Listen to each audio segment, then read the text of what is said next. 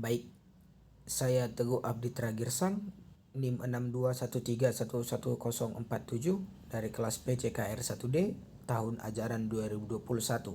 Di sini saya akan menjelaskan sistem otot atau miologi. Otot adalah alat gerak aktif karena otot dapat menggerakkan bagian-bagian tubuh yang lain, seperti tulang yang tidak dapat bergerak bila tidak digerakkan oleh otot. Demikian pula untuk kulit, rambut, dan lainnya. Berdasarkan strukturnya, otot yang membangun tubuh dapat dibedakan atas otot polos, otot rangka atau lurik, dan otot jantung.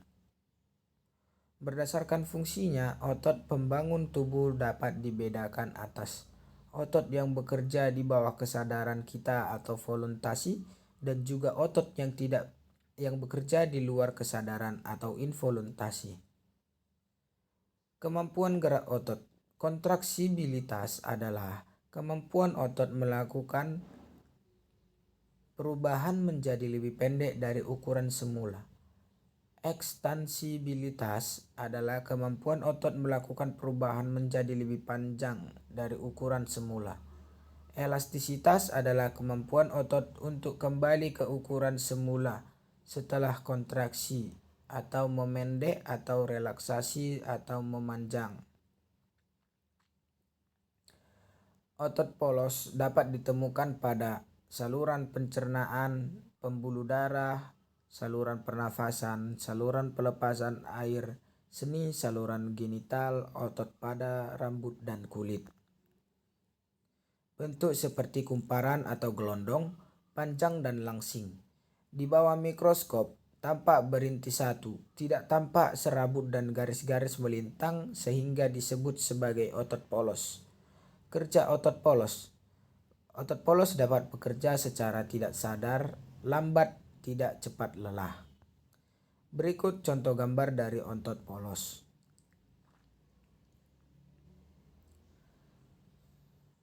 Otot rangka atau otot lurik berhubungan dengan tulang dan berfungsi menggerakkan tulang. Bila diamati di bawah mikroskop, maka tampak adanya garis-garis melintang yang diselingi gelap sehingga disebut otot seran lintang.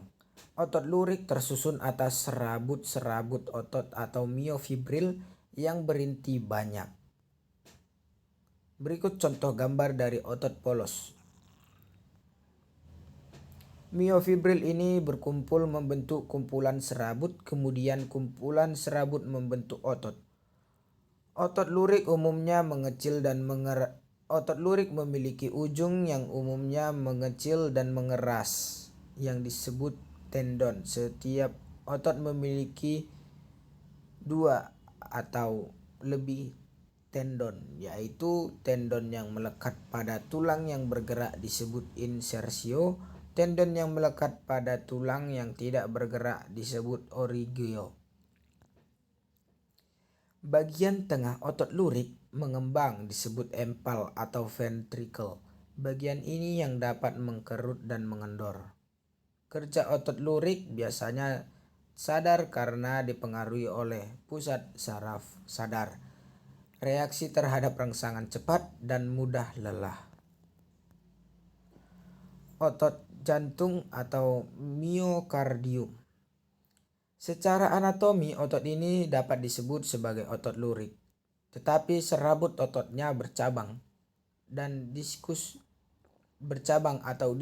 intraxllaris dan saling bertautan yang disebut sincitium. Kerja otot jantung secara tak sadar, reaksi terhadap rangsangan lambat. Berikut contoh gambar dari otot jantung. Mekanisme gerak serabut otot. Otot rangka dapat bergerak jika dirangsang. Rangsangannya dapat berupa panas, dingin, arus listrik, dan lain sebagainya. Otot rangka bekerja dengan 2 cara, yaitu kontraksi, memendek, dan menebal, relaksasi, kembali ke keadaan semula. Otot dapat memendek atau kontraksi maksimal. Keadaan ini disebut tonus. kemudian relaksasi. Namun seringkali rangsangan tertentu menyebabkan keadaan tonus tidak diikuti oleh relaksasi. Keadaan otot seperti ini disebut tetanus atau kejang. Protein yang terdapat pada otot. Di dalam serabut otot terdapat 3 macam protein, yaitu myogen, amat mudah larut, myosin, tidak mudah larut, aktin, tidak mudah larut. Campuran aktin dan myosin disebut aktomyosin. Aktomyosin inilah yang merupakan protein utama dalam otot. Bila aktomyosin dipekatkan maka akan membentuk benang. Aktin.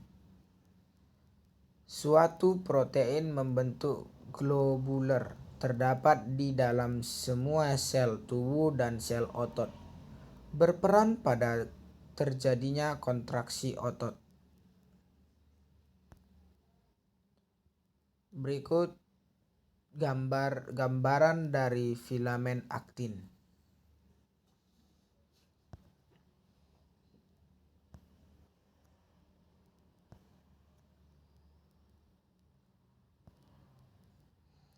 Sebab terjadinya kontraksi atau asetilkolin adalah ester asetil dari kolin diproduksi oleh bagian ujung serabut saraf, akan membebaskan ion kalsium atau Ca2+ yang berada di antara sel otot, dihambat oleh enzim kolinesterase. Ion kalsium atau Ca2+ ini masuk ke dalam otot mengangkut troponin dan tropomyosin ke aktin, sehingga posisi aktin berubah mempengaruhi filamen penghubung. Aktin tertarik mendekati myosin, sehingga aktin dan myosin bertempelan membentuk aktomyosin. Akibatnya benang atau sel menjadi pendek. Pada keadaan inilah otot sedang berkontraksi.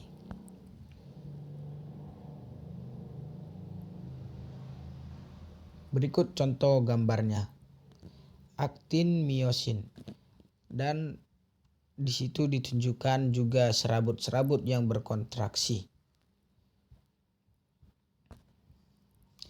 Sebab terjadinya reaksi setelah selesai kontraksi, ion kalsium atau Ca2+ masuk kembali ke plasma sel, sehingga ikatan troponin dan ion kalsium lepas. Ikatan tropomyosin dan ion kalsium lepas menyebabkan lepasan partikel aktin dan myosin. Keadaan inilah yang disebut otot relaksasi.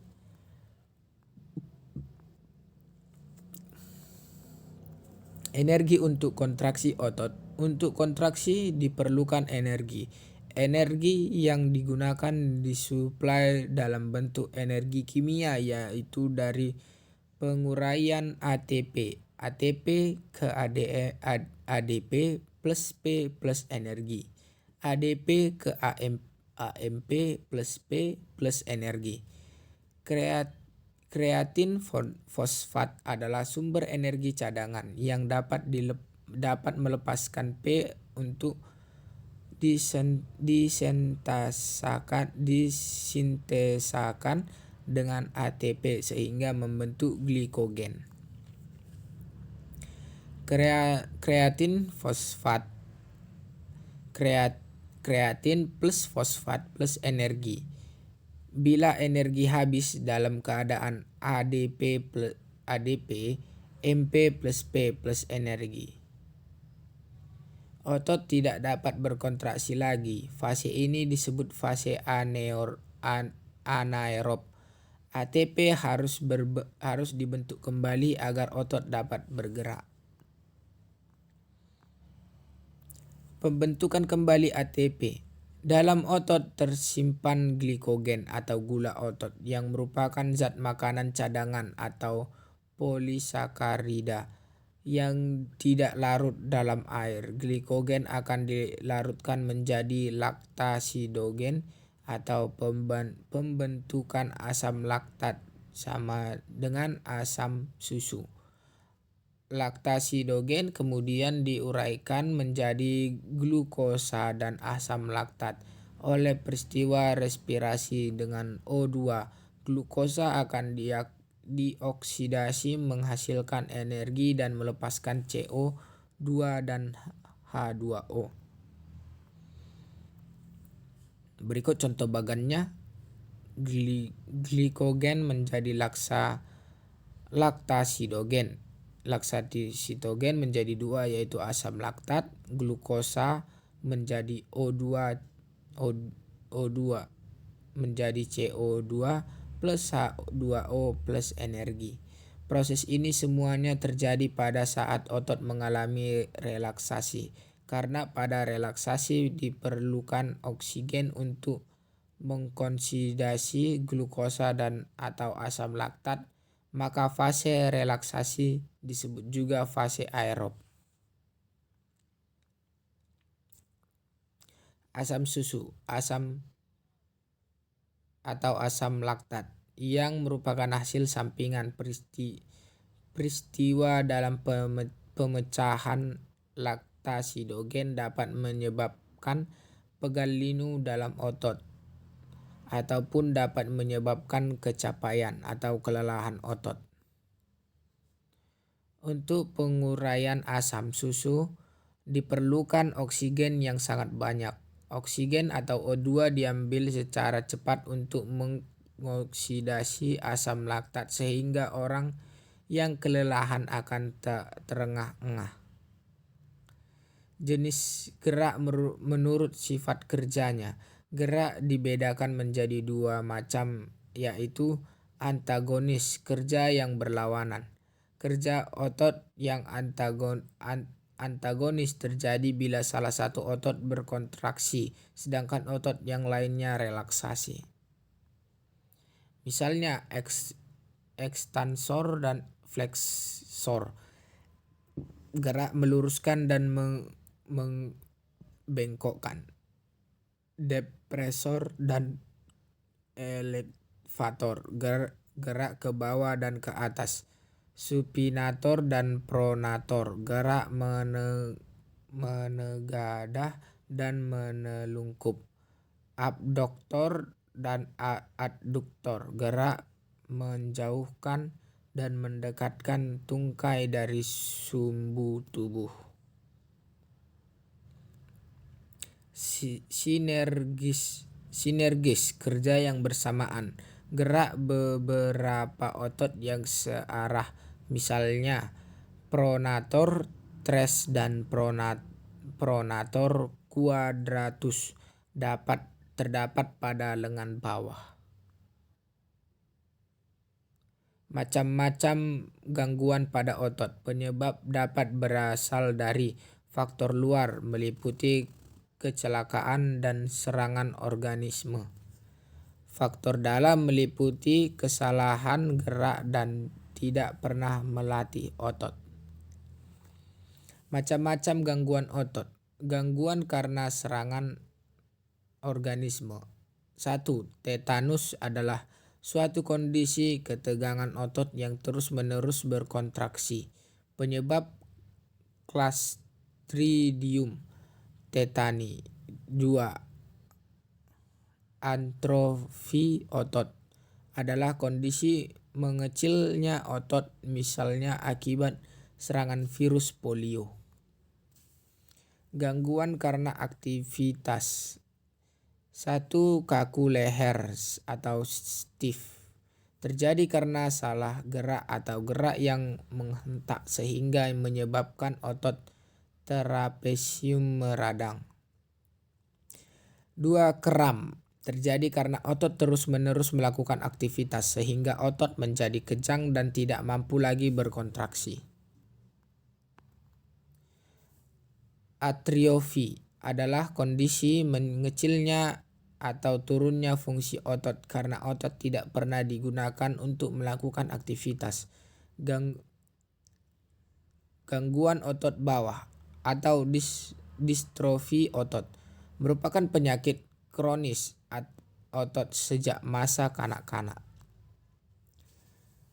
Hernia abdominalis terjadi karena sobeknya dinding otot perut sehingga usus melorot ke bawah masuk dalam rongga perut. Miastenia gravis adalah melemahnya otot secara berangsur-angsur dan menyebabkan kelumpuhan. Demikian penjelasan tentang otot atau miologi dari saya. Saya mengucapkan terima kasih atas perhatian yang telah diberikan.